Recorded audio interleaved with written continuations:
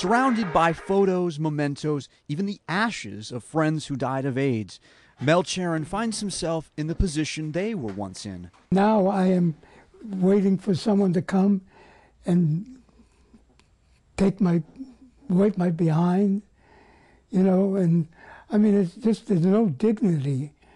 And that's why I hope that at least someone out there will realize and wake up and smell the coffee. This was my liver for like 16 years. Cheren is an AIDS activist. He survived the 80s and the 90s, only to test positive for HIV 2 weeks ago. He was in the hospital with pneumonia. The irony surrounds him. In 1982, he donated part of this building, the one he's still living in, to Gay Men's Health Crisis. The AIDS organization used it as their original headquarters.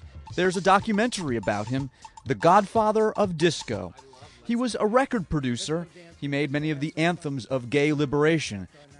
He went on to create the first music industry response to AIDS, 24 Hours for Life. Its mission, AIDS fundraising and AIDS prevention.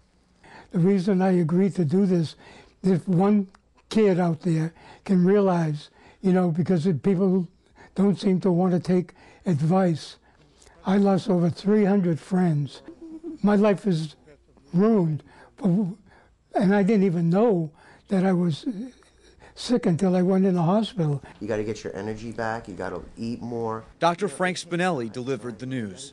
It was shocking for me, but I mean, to have to go in that room and tell somebody who's lived through the 70s and the 80s where AIDS was at the height of its epidemic, I mean, he took it very well. I just think he was just shocked by the whole idea of it. How'd he get it? Cheren admits to a slip-up with an escort.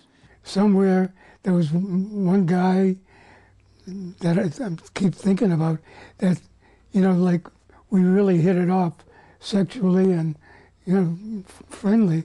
He didn't get tested for HIV the last several years. He says the doctors he had before Dr. Spinelli didn't think it was necessary. Mel is not the first man that I've diagnosed with HIV after the age of 75. In fact, he's the third.